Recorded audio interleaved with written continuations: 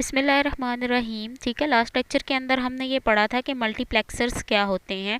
अब इस लेक्चर में हमने पढ़ना है डी मल्टीप्लेक्सर्स के बारे में। तो डी मल्टीप्लेक्सर आपके पास, आपको इसके नेम से ही शो हो रहा है कि ये आपके पास क्या होंगे, कि ये इन्वर्स होंगे किसका, मल्टीप्लेक्सर का। ठीक है, मल्टीप्लेक्सर सर्किट्स के अंदर हमने क्या किया था, मैनी टू वन किया था, यानी बहुत सारी हमने इनपुट्स दी थी और हमें डाटा में एक आउटपुट मिली थी। ठीक है, रिक्वायर्ड आउटपुट हमें चाहिए थी।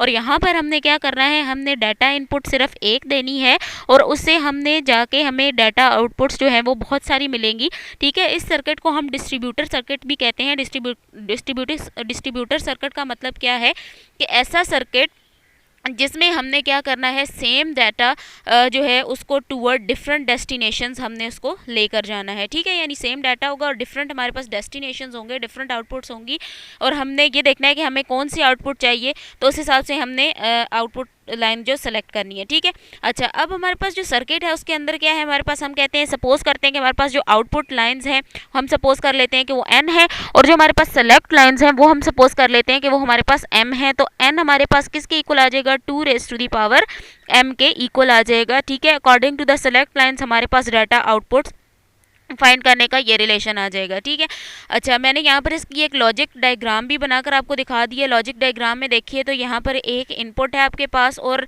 यहाँ पर n-1 जो है मैंने आउटपुट ली हुई है, और इसके अलावा आपके पास m-1 जो है वो सेलेक्ट लाइंस हैं। ठीक है, अच्छा, उसके बाद अब देखो इसकी एक एग्जांपल, जिस तरह हमने लास्ट लेक्चर में डी मल्टीप्लेक्सर की एग्जांपल्स देखी थी, उसी तरह हम यहाँ पर इसकी एग्जांपल एक देख लेते हैं। हम 1 2 4 डी मल्टीप्लेक्सर की बात करते हैं तो उसके लिए हम एक ट्रुथ टेबल ड्रॉ कर लेते हैं।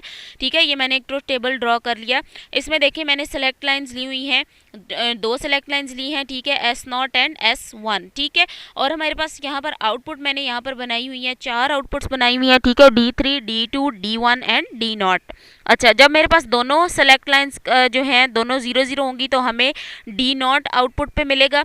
जब मेरे पास S0 1 होगा और S1 0 होगा तो मुझे D1 आउटपुट पे मिलेगा। और इसी तरह जब मेरे पास S1 की वैल्यू 1 होगी, S0 की वैल्यू 0 होगी तो मुझे आउटपुट पे क्या मिलेगा, 1 मिलेगा। और जब दोनों हमारे पास सेलेक्ट लाइंस की वैल्यू हाई होगी तो हमें आउटपुट पे क्या मिलेगा, 3 मिलेगा। इसकी हम क्या करते हैं, एक सर्किट डायग्राम बना लेते हैं। तो सर्किट डायग्राम अगर मैं बना लूँ तो सर्किट डायग्राम इस तरह की बनेगी कि 4 इसके अंदर एंड गेट्स लगेंगे और देखो आपके पास डाटा इनपुट मैंने एक ली हुई है और इस डाटा इनपुट को मैंने यहाँ भी कनेक्ट किया हुआ है, यहाँ इस एंड गेट के साथ भी कनेक्टेड है, इस एंड गेट के साथ भी ये कनेक्टेड है और इस एंड गेट के साथ भी ये कनेक्टेड है।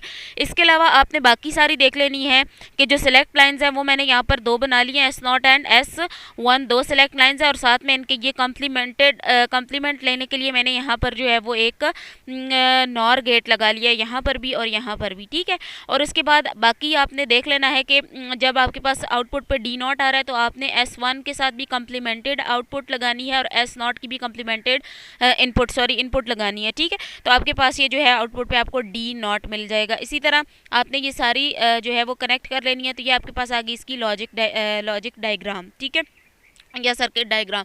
अच्छा, इसकी लॉजिक डायग्राम, सॉरी, आपके पास लॉजिक डायग्राम जो है वो अगर मैं यहाँ पर बना लूँ तो लॉजिक डायग्राम मेरे पास जो बनती है वो क्या है कि मैंने एक इनपुट ली है।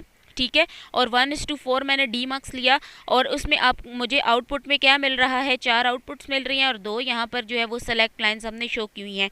अब इसमें नोट करने वाली ये बात है कि अगर आपने क्या करना है, इसको एज अ डिकोडर यूज़ करना है तो आप उसके लिए क्या करोगे, एक इनेबल इनपुट जो है इसके साथ आपने अटैच कर देनी है। ठीक है, एक इनेबल इनपुट आपने इसके साथ कनेक्ट कर देनी है। तो ये जो डी मल्टीप्लेक्सर होगा, डिकोडर सर्किट जो होगा वो आपके पास क्या बन जाएगा, डी मल्टीप्लेक्सर सर्किट बन जाएगा। यहाँ पर देखें ये बबल्स लिए हुए हैं, बबल्स यहाँ पर शो कर रहे हैं किस चीज़ को, कॉम्प्लीमेंटेड आउटपुट को शो करेंगे। तो यहाँ पर इसलिए यहाँ पर ये बबल्स लगा दिए हैं और ये आपके पास ई जो है यहाँ पे मैंने लिखा हुआ है, ये आपके पास मैंने एक इनेबल इनपुट लगा दी है। ठीक है, इसी तरह अगर आप इसको एज अ मल्टीप्लेक्सर यूज़ करना चाहते हैं तो एज अ मल्टीप्लेक्सर यूज़ करने के लिए आपने इनेबल इनपुट को आप यहाँ पर ले जाएंगे और ये जो 2 इनपुट्स ए और बी हैं उनको आपने यहाँ सेलेक्ट लाइन वाली पोजीशन पर ले आना है। तो ये आपके पास एज अ मल्टीप्लेक्सर आपके पास ये एक्ट करेगा। ठीक है, अच्छा, अगर अब आपने क्या करना है, अगर आपको किसी सर्किट में बहुत ज़्यादा इनपुट्स चाहिए हैं, तो आप उसके लिए क्या करोगे कि दो डिकोडर्स को आपने इकट्ठा जो है वो कनेक्ट कर देना है, यानी दो या दो से ज़्यादा डीमल्टीप्लेक्सर सर्किट्स को या डिकोडर्स को आपने कनेक्ट कर दिया। यहाँ पर देखें, मैंने 3:8 वाले डिकोडर्स लिए हैं या डीमल्टीप्लेक्सर लिए हैं और उनको मैंने आपस में कनेक्ट कर दिया। 3:8 का मतलब है कि आपके पास 3 इनपुट्स हैं, ठीक है, और आपको आउटपुट पे क्या मिल रही हैं, 8 आउटपुट लाइंस आपको आउटपुट मिल रही हैं D0 टू D7। और जो सेकंड वाला सर्किट है उसमें अभी आपके पास 3 इनपुट्स हैं और आपको आउटपुट पे क्या मिल रहा है, D8 टू D15 आपको, यानी 8 आपको आउटपुट्स यहाँ पर मिल रही हैं। और ये जो है वो इनेबल इनपुट यहाँ पर एक लगाई हुई है, ठीक है। ये इनेबल इनपुट जब यहाँ पर इसके साथ कनेक्ट होगी तो D0 टू D7 हमें आउटपुट मिलेगी जब ये as a enable input act करेगी। और जब आपने इसको का कम्प्लीमेंट के साथ इसको कनेक्ट कर दिया तो ये आपके पास यहाँ पर ये जो इनपुट है ये डिसेबल हो जाएगी और यहाँ पर आके ये इनेबल हो जाएगी। जब यहाँ पर आकर इनेबल होगी तो आपको फिर आउटपुट D8 से D15 तक मिलेंगी। यानी आपको एक से ज़्यादा इनपुट्स आउटपुट्स की अगर ज़रूरत है, यानी अगर आपको सर्किट में ज़्यादा आउटपुट्स की ज़रूरत है तो आप जो है वो एक से ज़्यादा डिकोडर सर्किट्स को या डीमल्टीप्लेक्सर सर्किट्स को सीरीज़ के अंदर एक दूसरे से कनेक्ट कर सकते हैं। ये मैंने 4:16 वाला डिकोडर सर्किट बनाया है। होप कि आपको ये डीमल्टीप्लेक्सर की और डिकोडर इनकोडर की समझ आ गई होगी, ठीक है। अगर ये आपको वीडियो समझ आई है तो मेरी वीडियो को लाइक ज़रूर कीजिएगा और मेरे चैनल को सब्सक्राइब ज़रूर कीजिएगा।